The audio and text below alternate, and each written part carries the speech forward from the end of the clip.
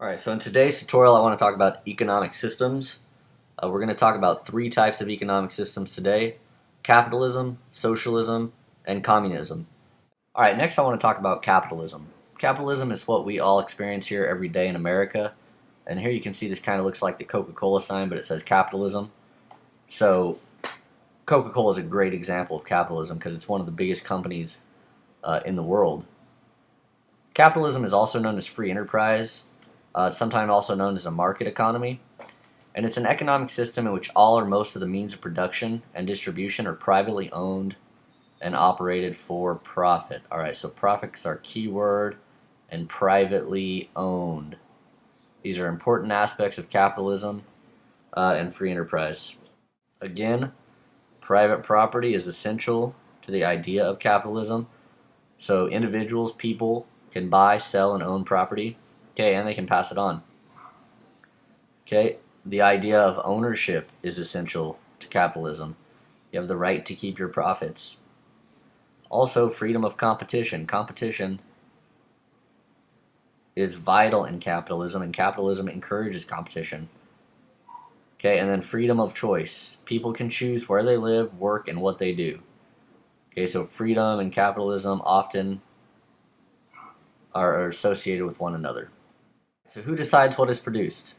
Well, we do, the people, the market. The market means the people.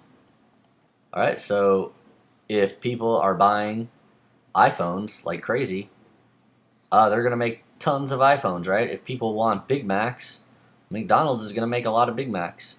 So the market, the people, are deciding what is going to be produced. Not the government, but the people. Next economic system we're going to talk about is socialism, and it says socialism, the radical idea of sharing. So let's figure out what that means. Alright, socialism is an economic system based on the premise that basic industries should be owned or controlled by the government. Owned or controlled by the government. So you see now, this is different than capitalism, so that resources may be more evenly distributed. So in socialism, they believe in distributing the wealth. Aspects of socialism. We have private ownership, just like we do in capitalism, but we also have public ownership. And the public ownership, or the government ownership, okay, the government ownership is of vital industries or important industries, like maybe say healthcare. Okay, in socialism, some choices are limited, but the intent is to create social equality. We want everybody to be equal. Okay, some negative aspects of socialism, according to some people, is that it reduces individual incentive. If you're going to redistribute the wealth and everybody's going to get an equal share, what incentive do I have to work hard? Why should I work hard? So that creates what we call a brain drain. People aren't living up to their full potential. Communism. In theory, communism works. Communism is an economic and political system in which the government makes almost all economic decisions, really all economic decisions, and they own all the factors of production. Okay, and the factors of production are like natural resources, factories.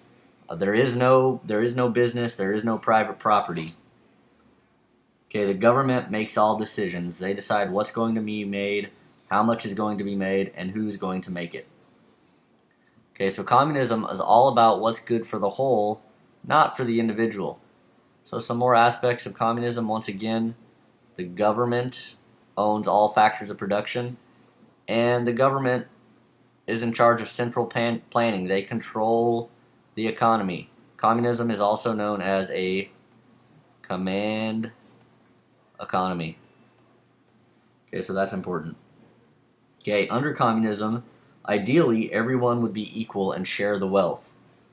That would require, of course, for the government to have no corruption and for everything to work perfectly. Okay, so to summarize really quickly, under capitalism, which you'll find in the United States, it's called a free market system. You have private property, and rights protect us from the government. So the government is supposed to stay out of business. In socialism, you have a redistribution of wealth, collective ownership of some vital industries, and a larger, more invasive government. Government's more involved in business. In communism, under communism, it's a complete abolition of private property. No more private property. The government owns everything. So supposedly that means you own everything. Everybody shares under communism, ideally. What I'm trying to illustrate here is the idea of the economic spectrum. The idea that no one country has truly achieved 100% capitalism, and no country has achieved 100% communism either. They're somewhere in the middle usually. It's usually somewhere in between, somewhere on this spectrum. So let's say just a few countries that we might know a little something about.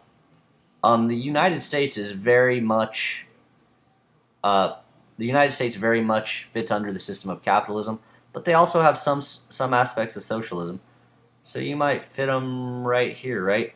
They might be somewhere between capitalism and socialism. Whereas a country like Cuba or North Korea is going to be much further towards communism. But countries could fit anywhere in here, right? They could fit more towards capitalism, have no restriction, no government ownership, or they could have a little more government ownership than the United States and a little less than North Korea. So this is a spectrum. You could be anywhere on this line.